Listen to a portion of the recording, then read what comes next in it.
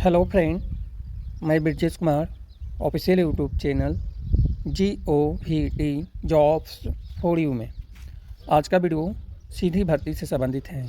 यानी एक पद हैं जो डेपुटेशन बेसिस पे हैं और इसके अलावा अदर जो पद हैं सरकारी नौकरी के लिए आवेदन आमंत्रित हैं। यानी सीधी भर्ती, डायरेक्ट भर्ती के लिए आवेदन आमंत्रित हैं। यह जो नोटिफिकेशन है इससे रिलेटेड वीडियो आपको यूट्यूब पे नहीं मिलेगा, तो सबसे पहले वीडियो मैं ही बना रहा हूं और आज ही आपको मिल जाएगा। आप इस वीडियो को देख सकते हैं। एप्लीकेशन फॉर्म फिल करना अभी शुरू नहीं हुआ है। कल से यानी 19 जुलाई से ऑनलाइन एप्लीकेशन फॉर्म फिल करना शुरू होगा। 19 जुलाई 2025 से ऑनलाइन एप्लीकेशन फॉर्म फिल करना शुरू होगा। तो सबसे पहले बात करें कि इस चैनल के द्वारा व्हाट्सएप ग्रुप बनाया गया है। यदि आप जुड़ना चाहते हैं तो वीडियो के डिस्क्रिप्शन में लिंक मिलेगा, आप इजीली तरीके से जुड़ सकते हैं। इसके अलावा यदि आप व्हाट्सएप ग्रुप से जुड़ना नहीं चाहते हैं तो आपको वीडियो देखना पड़ेगा। व्हाट्सएप ग्रुप में जो नोटिफिकेशन है वो सेंड किया जाता है। वीडियो बनाने के कुछ टाइम बाद व्हाट्सएप ग्रुप में नोटिफिकेशन सेंड किया जाता है, इससे आप पढ़ सकते हैं नोटिफिकेशन। बाकी कोई बेनिफिट व्हाट्सएप ग्रुप में जुड़ने से नहीं है। यह जो वैकेंसी है सीधी भर्ती के लिए है। वीडियो 10 से 12 मिनट का हो सकता है, आपको आगे पीछे करके देख लेना है वीडियो। और लाइब्रेरी साइंस में पद की बात करें तो विभिन्न पद हैं, जैसे साइंसफिटिक बी, साइंसफिटिक ई सहित विभिन्न पद हैं। और कंप्यूटर साइंस में भी आवेदन आमंत्रित है, तो वो वीडियो आप देख सकते हैं इजीली तरीके से। अब हम बात करने वाले हैं ऑनलाइन एप्लीकेशन फॉर्म फिल करना कब से शुरू होगा। तो 19 जुलाई से ऑनलाइन एप्लीकेशन फॉर्म फिल करना शुरू होने वाला है और ऑनलाइन एप्लीकेशन फॉर्म फिल करने की अंतिम तिथि 8 अगस्त 2025 शाम को 5:30 बजे तक है। इसके बाद एप्लीकेशन फॉर्म फिजिकल फॉर्म में आपको सेंड करना है। सेंड करने से पहले आपको ध्यान रखना है कि जो भी डॉक्यूमेंट आप लगाएंगे उस पर सेल्फ अटेस्टेड करना है। और 18 अगस्त 2025 शाम को 5:30 बजे तक एप्लीकेशन फॉर्म रिसिप्ट होना चाहिए।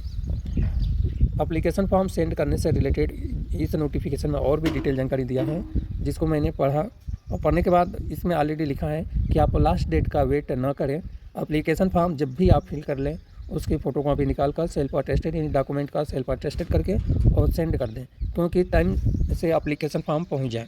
यदि एप्लीकेशन फॉर्म नहीं पहुंचेगा और आपने एप्लीकेशन फॉर्म फिल कर दिया है तो यह जो है एप्लीकेशन फॉर्म रिजेक्ट हो जाएगा और आपका एप्लीकेशन फ़ीस जो आप पे करेंगे वो बेकार जाएगा। कैटेगरी में कोई एप्लीकेशन शुल्क नहीं लग रहा है, जैसे SC ST PWD female candidate के लिए भी कोई एप्लीकेशन शुल्क नहीं लग रहा। इससे अच्छा वैकेंसी नहीं मिलेगा। वैकेंसी तो बहुत सारी आती है, लेकिन यह जिस संस्थान में आवेदन आमंत्रित हैं, जिस फाउंडेशन में आवेदन आमंत्रित हैं, जहाँ पे कार्य करने का अनुभव ही कुछ अलग रहेगा, तो इसलिए और सैलरी भी मतलब सब जगह से ज़्यादा सैलरी है। अब आपको काम क्या करना पड़ेगा, तो इसके पहले थोड़ा सा हम बता दें कि वन नेशन वन सब्सक्रिप्शन पे काम करना पड़ेगा। ई शोध सिंधु, शोध सुधी, एनलिस्ट, शोध गंगा, इन्फेस्टेट, इनफेड, शोध गंगोत्री, शोध चक्र, विद्वन, विद्यामित्र, IR, INS, NIRF, सोल जैसे सॉफ्टवेयर प्रोजेक्ट पर और भी IR हैं जिस पे आपको काम करना पड़ेगा। यानी इतने सारे काम करना पड़ेगा और सीखना पड़ेगा, जो कि आपके लिए सबसे ज़्यादा बेटर रहेगा। अब हम बात करते हैं पद से रिलेटेड कौन कौन से पद हैं। तो यहाँ पे दिया है सीरियल नंबर, यहाँ पे पोस्ट, यहाँ पे दिया है ग्रुप A, ग्रुप B और ग्रुप C में आवेदन आमंत्रित हैं। यहाँ पे दिया है 7 CPC के अनुसार सैलरी और यहाँ पे दिया है नंबर ऑफ पद, यहाँ पे कैटेगरी वाइज पद दी गई है। इसमें साइंटिस्ट ई के लिए लाइब्रेरी साइंस का जो पद है ना, एक पद है डेपुटेशन बेसिस पे और जनरल कैटेगरी में पद हैं। इस पद के लिए सैलरी है 1,23,100 से लेकर 2,15,900 रुपये। साइंटिस्ट डी कंप्यूटर साइंस में ग्रुप ए में आवेदन आमंत्रित है। सैलरी है 78,800 से लेकर 2,09,200 रुपये और OBC कैटेगरी में एक पद है। साइंटिस्ट बी लाइब्रेरी साइंस में आवेदन आमंत्रित हैं। सैलरी 56,100 से लेकर 1,77,500 रुपये हैं और जनरल कैटेगरी में एक पद पर आवेदन आमंत्रित है। Senior assistant, office assistant line vacancy हैं। ग्रुप बी में आवेदन आमंत्रित हैं। सैलरी है 35,400 से लेकर 1,12,400 रुपये और OBC कैटेगरी में एक पद है। असिस्टेंट लाइन वैकेंसी हैं ग्रुप सी में और सैलरी है 25,500 से लेकर 81,100 रुपये। जनरल कैटेगरी में एक पद है। इसके अलावा साइंटिस्ट ई लाइब्रेरी साइंस में आवेदन आमंत्रित हैं। साइंटिस्ट ई लाइब्रेरी साइंस में जो पद हैं इसके लिए हम देखेंगे क्वालिफ़िकेशन क्या है एज लिमिट क्या है, एक्सपीरियंस की कितना रिक्वायर हैं, क्योंकि यह पद हैं डेपुटेशन बेसिस पे। तो एज लिमिट रखा गया है 45 साल। क्वालिफिकेशन में पीएचडी डिग्री होनी चाहिए। इसके अलावा 9 साल का एक्सपीरियंस होना चाहिए, या आपके पास एमलिब हैं और 15 साल का एक्सपीरियंस है तो अप्लाई कर सकते हैं। इसके साथ में जो है 5 साल का एपीआर की भी ज़रूरत है। और यह पद हैं डेपुटेशन बेसिस पे, 3 साल तक डेपुटेशन बेसिस पे आप काम कर सकते हैं। डेपुटेशन जो है गवर्नमेंट ऑफ इंडिया रूल्स के अनुसार एक्सटेंड होता रहेगा। साइंटिस्ट डी कंप्यूटर साइंस में जो पद है इसके लिए भी एज लिमिट है 45 साल। क्वालिफिकेशन में पीएचडी डिग्री, 4 साल का एक्सपीरियंस, ये क्वालिफिकेशन नहीं है तो एमई के साथ में 6 साल का एक्सपीरियंस है तो अप्लाई कर सकते हैं। ये भी क्वालिफिकेशन नहीं है तो बी या एमसीए आपके पास हैं और 9 साल का एक्सपीरियंस है तो अप्लाई कर सकते हैं। यह जो वैकेंसी हैं एक्सपीरियंस की रिक्वायर क्यों है कि यह जो वैकेंसी हैं सरकारी नौकरी के लिए आवेदन आमंत्रित हैं, और सरकारी नौकरी के लिए जब आप अप्लाई करेंगे तो एक्सपीरियंस की ज़रूरत पड़ेगी। इसलिए इस बात को आपको ध्यान में रखना है कि एक्सपीरियंस होना चाहिए। क्या क्या काम करना है इससे रिलेटेड डिटेल जानकारी आप देख सकते हैं। अब साइंटिस्ट बी लाइब्रेरी साइंस में जो पद हैं एज लिमिट है 35 साल और क्वालिफिकेशन है एमलिब यानी master of library information science होनी चाहिए और 1 साल का एक्सपीरियंस होना चाहिए। 1 साल का एक्सपीरियंस कोई ज़्यादा नहीं है, आप इजीली तरीके से 1 साल के एक्सपीरियंस पे अप्लाई कर सकते हैं। और वैकेंसी सरकारी नौकरी के लिए है यानी सीधी भर्ती है। अब इससे अच्छा सीधी भर्ती आपको नहीं मिलेगा। जहाँ पे आप काम करेंगे यहाँ पे काम करने का कुछ अलग ही आपको जानकारी मिलेगी, इसलिए यहाँ पे आप इजीली तरीके से अप्लाई कर सकते हैं। बात है एप्लीकेशन शुल्क का, तो नॉर्मल एप्लीकेशन शुल्क हैं जो अदर संस्था में रहता है वो भी डिटेल जानकारी हम बताने वाले हैं। Senior assistant, office assistant second में जो हैं एज लिमिट है 30 साल। 30 साल एज लिमिट रखा गया है और 35 साल सेंट्रल या स्टेट गवर्नमेंट बॉडी या एम्प्लॉय के लिए एज लिमिट 35 साल रखा गया है। 3 ईयर का एज लिमिट में ओबीसी कैटेगरी में छूट अप्लीकेबल है, क्योंकि ओबीसी कैटेगरी में ही पद हैं। अब यहाँ पे आप किसी भी कैटेगरी में हैं, यदि आप ओबीसी कैटेगरी से हैं, SC ST category OBC category में है तो ही अप्लाई कर पाएगा। तो यहाँ पे आप डिटेल जानकारी देख सकते हैं। अब क्वालिफिकेशन की बात करें तो बैचलर डिग्री होनी चाहिए किसी भी यूनिवर्सिटी से 2nd डिवीज़न और 5 साल का experience field of purchase, store या अकाउंट्स या इस्टेब्लिशमेंट या ऑटोनोमस बॉडी से रिलेटेड होना चाहिए। और यह भी पद हैं सीधी भर्ती। असिस्टेंट के लिए एज लिमिट है 25 साल और गवर्नमेंट एम्प्लॉई यानी सेंट्रल या स्टेट गवर्नमेंट ऑटोनोमस बॉडी के एम्प्लॉई के लिए एज लिमिट है 35 साल। क्वालिफिकेशन है बैचलर डिग्री होनी चाहिए संबंधित फील्ड में और 3 ईयर का एक्सपीरियंस, सेम एक्सपीरियंस क्वालिफिकेशन जो ऊपर मैं बताया हूँ इस पद के लिए भी। यह रही पद से रिलेटेड डिटेल जानकारी। अब यहाँ पे जो है लाइन लिखा है, लाइन वैकेंसी मतलब सीनियर असिस्टेंट OA सेकेंड और असिस्टेंट वैकेंसी हैं। यह जो वैकेंसी हैं इससे रिलेटेड जो है पहले भी ऐसा एक नोटिफिकेशन आया होगा, आपको पता भी होगा। तो आप पहले से अप्लाई किए हैं या जो भी कंडीशंस हैं अब यहाँ से लेकर यहाँ तक आपको पढ़ लेना है, तभी आप अप्लाई करेंगे। यहाँ पे हम बात करें पहले से आप अप्लाई किए हैं या वहाँ पे आप काम कर रहे हैं तो आप पढ़ लेंगे इस नोटिफिकेशन को। जनरल इंस्ट्रक्शन, क्वालिफिकेशन और कैटेगरी यानी अदर डिटेल जानकारी की हम बात करें तो एप्लीकेशन फॉर्म आपको ऑनलाइन ही फिल करना है, ऑनलाइन ही एप्लीकेशन फॉर्म एक्सेप्ट होगा। उसके बाद एप्लीकेशन फॉर्म प्रिंट आउट निकालना है। सभी एप्लीकेशन फॉर्म सही जो भी आपके पास डॉक्यूमेंट हैं उसको सेल्फ अटेस्टेड करना है।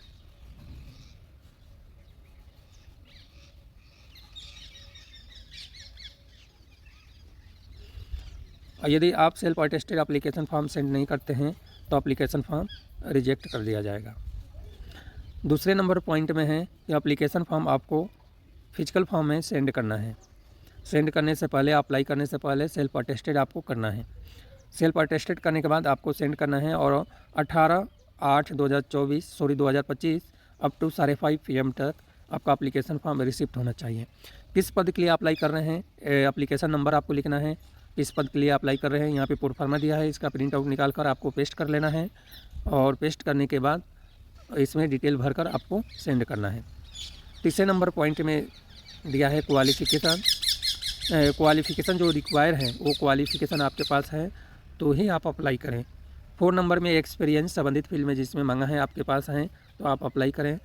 5 नंबर में दिया है गवर्नमेंट या जो भी एम्प्लॉई हैं, एज लिमिट में जो भी गवर्नमेंट ऑफ इंडिया का रूल्स है। 5वें नंबर में एज लिमिट से रिलेटेड हैं और गवर्नमेंट ऑफ इंडिया का रूल्स हैं, बाई लॉ ऑफ सेंट्रल का रूल्स हैं, वो अप्लीकेबल हैं। 6ठे नंबर में एप्लीकेशन फॉर्म फिल करने से रिलेटेड डिटेल जानकारी दी है, यानी कि जो कैंडिडेट डिजर्व है इस पद के लिए वही अप्लाई करें। डिजर्व का मतलब आपके पास क्वालिफिकेशन, एक्सपीरियंस, सारी डिटेल जानकारी जो मांगा है वो आपके पास हैं, तो इसका मतलब आप डिजर्व हैं, डिजायर हैं। यदि आप डिजायर हैं इस पद के लिए तो ही आप अप्लाई करें, और अप्लाई करने के लिए आपको वेबसाइट से ही अप्लाई करना है। इसके अलावा 8वें नंबर में जो डिटेल जानकारी दिया है कि जो डिप्यूटेशन पद पे, डिप्यूटेशन के बेसिस पे जो आवेदन आमंत्रित हैं, इसके लिए आपको क्या करना है कि 5 साल का APR आपको अपलोड करना है, जो मैं पहले ही बता दिया हूँ, यानी एप्लीकेशन फॉर्म के साथ में ही सेंड करना है। इस तरह से 9 नंबर में जो है एप्लीकेशन फॉर्म से रिलेटेड और लास्ट डेट से पहले एप्लीकेशन फॉर्म आपका पहुंचना चाहिए।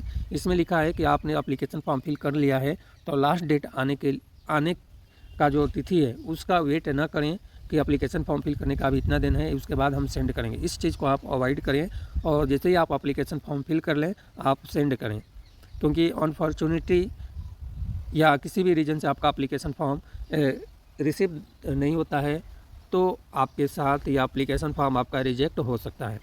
इस तरह से 10वें नंबर में एलिजिबल कैंडिडेट ही अप्लाई करें पोस्ट के लिए। 11वें नंबर में दिया है कि जो भी डिग्री, सर्टिफिकेट, क्वालिफ़िकेशन है एसोसिएशन ऑफ इंडियन यूनिवर्सिटी से होना चाहिए, और या जो भी जानकारी है आप देख सकते हैं। यह जो है किसके लिए है, यदि विदेशी कैंडिडेट यानी विदेशी लाइब्रेरी प्रोफेशनल्स अप्लाई करता है तो इसके लिए है 11वें नंबर का। इस तरह से 12वें नंबर का जो है यह कैंडिडेट के लिए है, यदि आप अप्लाई करना चाहते हैं तो आपके पास जो भी डिग्री हैं, ग्रेडिंग सिस्टम है, जो आपके पास क्वालिफ़िकेशन है, फार्मूला के हिसाब से परसेंटेज आपको परसेंटेज डिवीज़न, ये सब आपको एप्लीकेशन फॉर्म फिल करेंगे तो आपको फिल करना पड़ेगा, तो यह सब आपको करना है।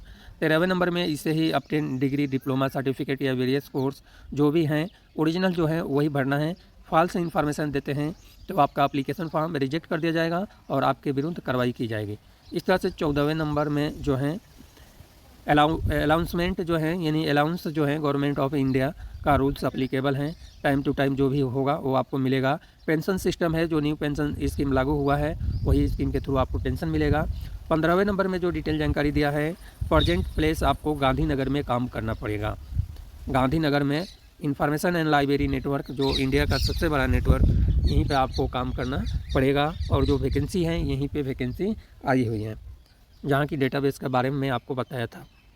अब 16वें नंबर में है कि applicant procedure original document, certificate और अदर जो भी डॉक्यूमेंट हैं, स्कैनिंग टेस्ट, रिटन टेस्ट या इंटरव्यू के लिए होगा तो उस टाइम आपको लेकर जाना पड़ेगा।